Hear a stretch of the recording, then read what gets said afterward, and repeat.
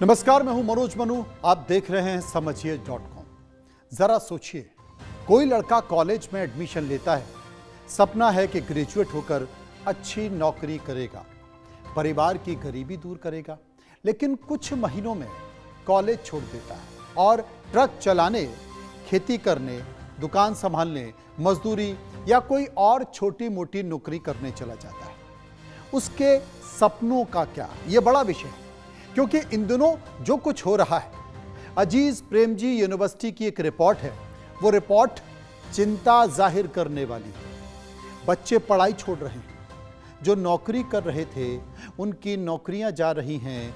कुल मिलाकर पढ़ाई भी गई, नौकरी भी गई, ये स्थिति पूरी दुनिया में देखी जा रही है। इसमें एआई नौकरियां देने या नौकरियां खाने दोनों का काम कर रहा है, लेकिन चिंता की बात यह है कि एक साथ हजारों नौकरियां जा रही हैं, यानी कि कंपनी में जो नौकरी कर रहे हैं उन पर भी छटनी का खतरा मंडरा रहा है। तो समझिए.com में आपको विस्तार से मैं ये तमाम तस्वीरों को दिखाऊंगा और बताऊंगा।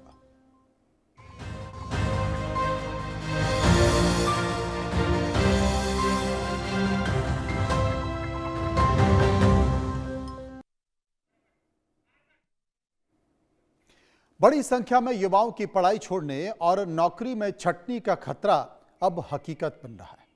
दरअसल अजीज प्रेमजी यूनिवर्सिटी की एक रिपोर्ट सामने आई है।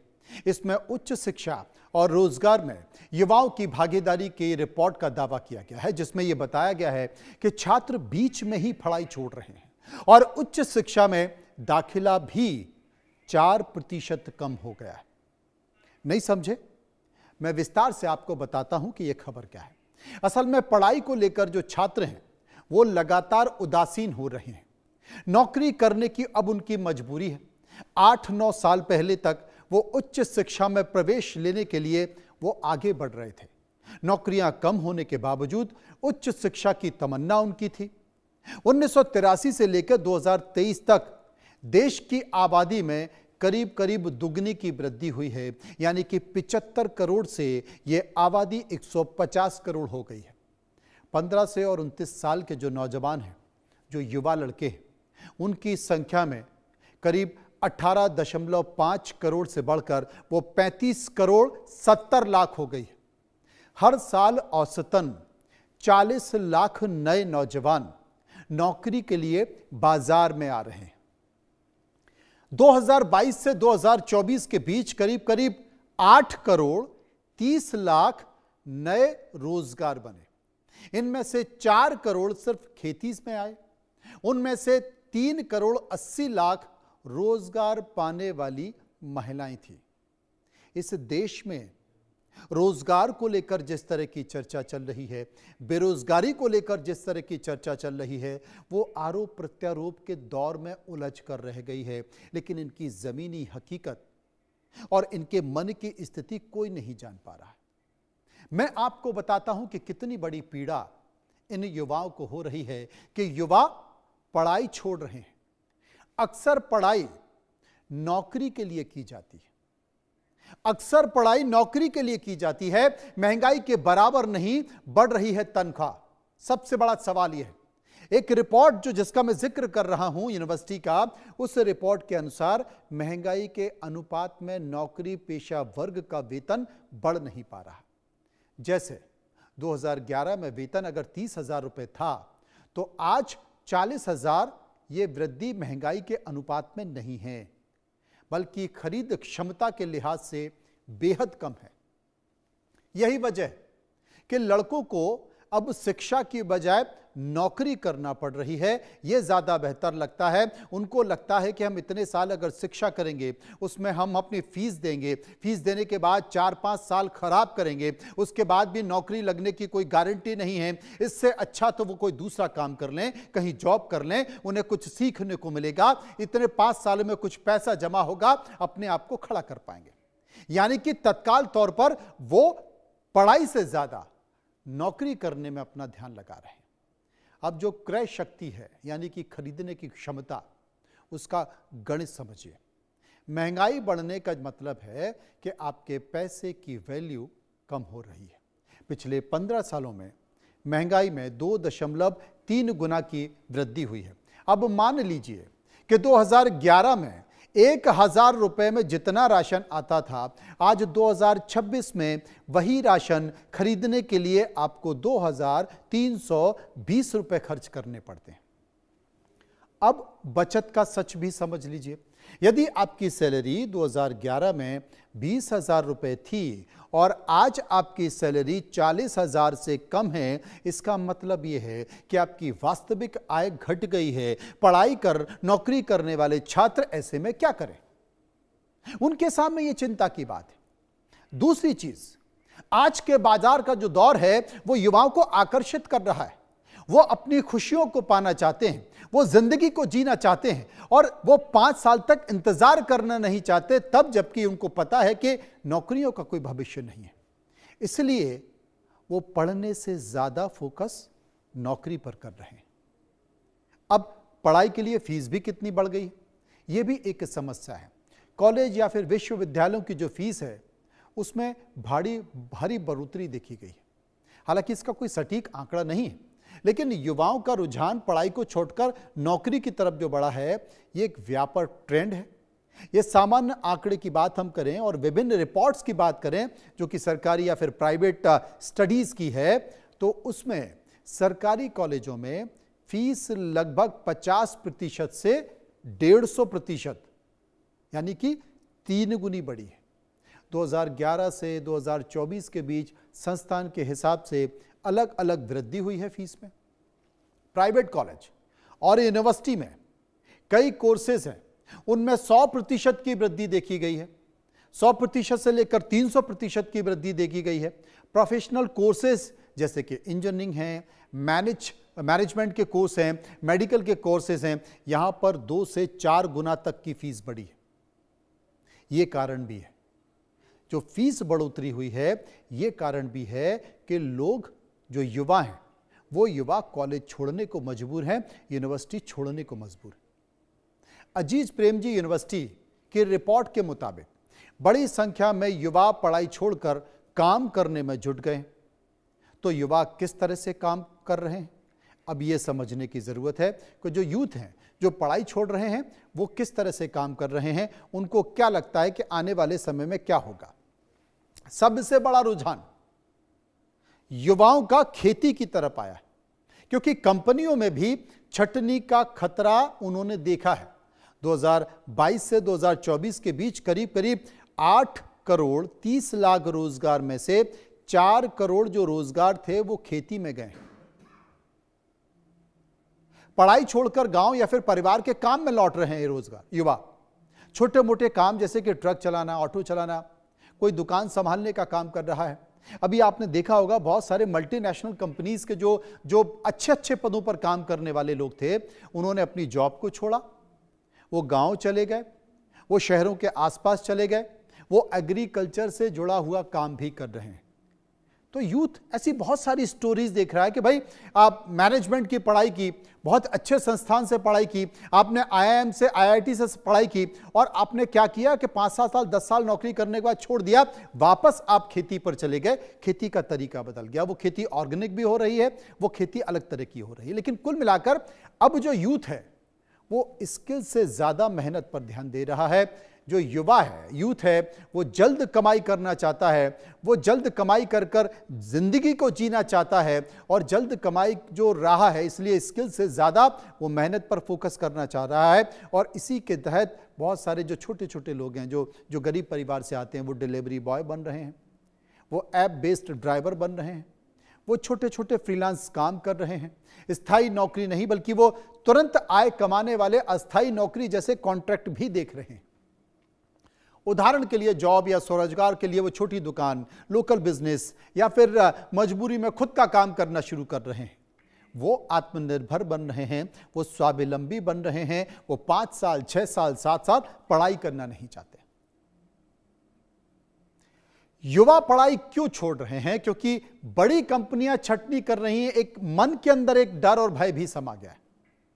महंगाई के हिसाब से वेतन की वृद्धि नहीं हो पा रही, ऐसे में उन्हें अधिक खेती और छोटे मोटे काम ज्यादा अच्छे लग रहे हैं, अपने मन मुताबिक काम अच्छा लग रहा है, किसी की गुलामी करना उनको पसंद नहीं है, क्योंकि उनके अंदर एक सेल्फ रिस्पेक्ट की बड़ी भावना भी आ गई। ऐसी तमाम कंपनियां हैं जो लोगों से नौकरी छीन रही हैं। अभी एक उदाहरण आपको देता हूं, गोप्रो एक कंपनी है जिसमें छटनी की बड़ी गाजगिरी है। ताजा खबर मैं आपको बता रहा हूं। एक्शन कैमरा बनाने वाली जो अमेरिकी कंपनी है गोप्रो, वो कंपनी लगभग चौथाई यानी कि 23% कर्मचारियों की छटनी करने जा रहा है 2026 के दूसरी तिमाही में। यह छटनी शुरू हो जाएगी और साल के अंत तक इसमें पूरी राजस्व में गिरावट देखी गई। इस कंपनी में प्रतिस्पर्धा के दबाव में यह कंपनी आ गई है और यही कारण है कि US securities and exchange commission के पास जमा की गई फाइलिंग में यह कहा गया है कि कंपनी में कुल 631 कर्मचारी हैं, जिनमें से 145 कर्मचारी छटनी से प्रभावित होंगे। 2024 में गोप्रो ने पिछली तिमाही में लगभग 4% की छटनी की थी। तीसरी तिमाही में 25% कर्मचारियों को कम किया था। अब यह भी छटनी करने जा रहे हैं। 25% कर्मचारियों की छटनी करने जा रहा है गोप्रो। एक कंपनी का उदाहरण ऑरेकल का भी मैंने उदाहरण दिया था, उसका जिक्र भी मैं आपको करूंगा। अब गोप्रो भी छटनी करने जा रहा है। धीरे धीरे ऐसी तमाम कंपनियां हैं जो नौकरी कम देंगी और छटनी ज्यादा करेंगी।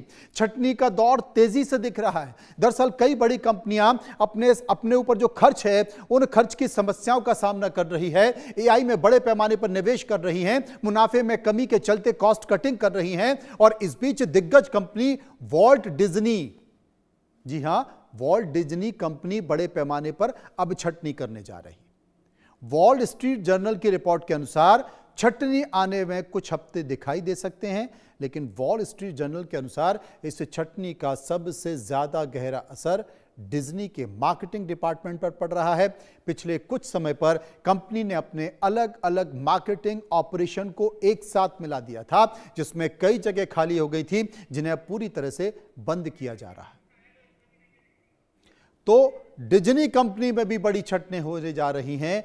वो कंपनियां जिनकी जॉब बहुत अच्छी मानी थी, डिज्नी में करीब करीब 1000 कर्मचारियों को बाहर का रास्ता दिखाया जा रहा है। सबसे ज्यादा असर मार्केटिंग डिपार्टमेंट में पड़ रहा है, जैसे कि मैंने आपको बताया, क्योंकि कंपनी कॉस्ट कटिंग करना चाह रही है और उसके मुनाफे की समस्या भारी हो गई है। इसलिए जोश डी अमेरो ने, जो कि सीईओ बने हैं, उन्होंने छटनी की प्लानिंग कर दी। उनके सीईओ बनने की सबसे पहले जो तैयारी थी वो ये है, कंपनी का कहना है कि भाई मुनाफा कम हो गया है, उनको डिपार्टमेंट में खर्चे कम करने हैं, इसलिए ऐसा किया जा रहा है। अब कौन कौन से एंटरटेनमेंट, ESPN और कॉर्पोरेट ऑपरेशंस में छटनी की जा रही है। ये बड़ी कंपनियां हैं जो छटनी कर रही हैं। ऑरेकल में भी आपको बता दें कि ऑरेकल जो कि टेक कंपनी है, अचानक से छटनी का मामला सामने आया। आपको पता होगा कि ऑरेकल, जो कि मैंने खुद बताया था कि ऑरेकल में कर्मचारियों की छटनी हो रही है, 30,000 कर्मचारियों को निकाला है, 12,000 जिसमें भारतीय हैं। कर्मचारियों को ईमेल भेजकर तुरंत नौकरी खत्म करने की जानकारी दी गई। कंपनी ने इसे संगठनात्मक बदलाव और लागत कटौती का हिस्सा बताया। अब आप क्या करेंगे?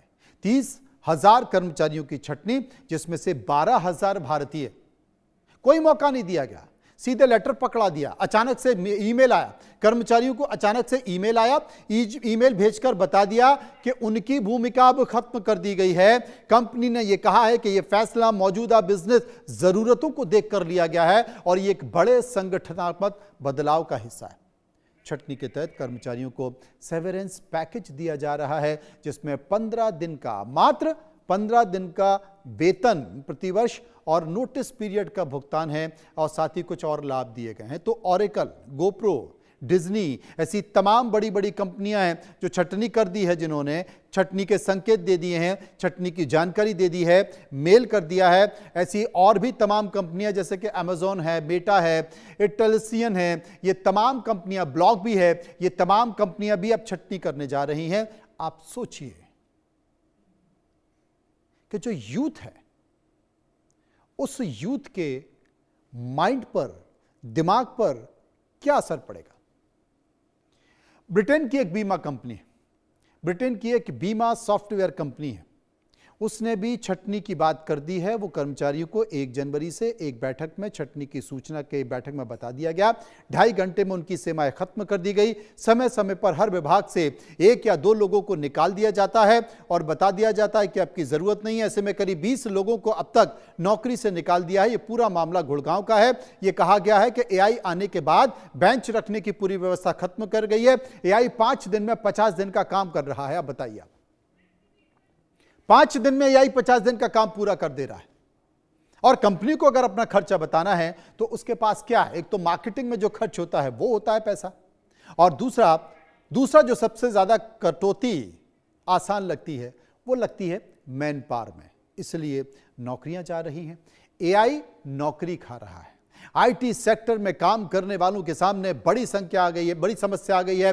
अब लोगों के काम एआई करने लगा है। इंडस्ट्री खुद को एआई के साथ नए सिरे से तैयार कर रही है और एआई 24 घंटे काम करता है। मानव संसाधन के बदले तेजी से काम करता है। एआई क्यूरेटर काम करता है। मानव संसाधन के मुकाबले अतिरिक्त खर्च कम होता है। इसलिए एआई अगर नौकरियां देगा तो उससे कई गुना ज्यादा वो आपकी नौकरियां खा लेगा।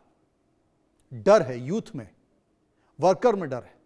आर्टिफिशियल इंटेलिजेंस को लेकर दुनिया भर के जो वर्कर्स हैं उनके बीच डर का माहौल है।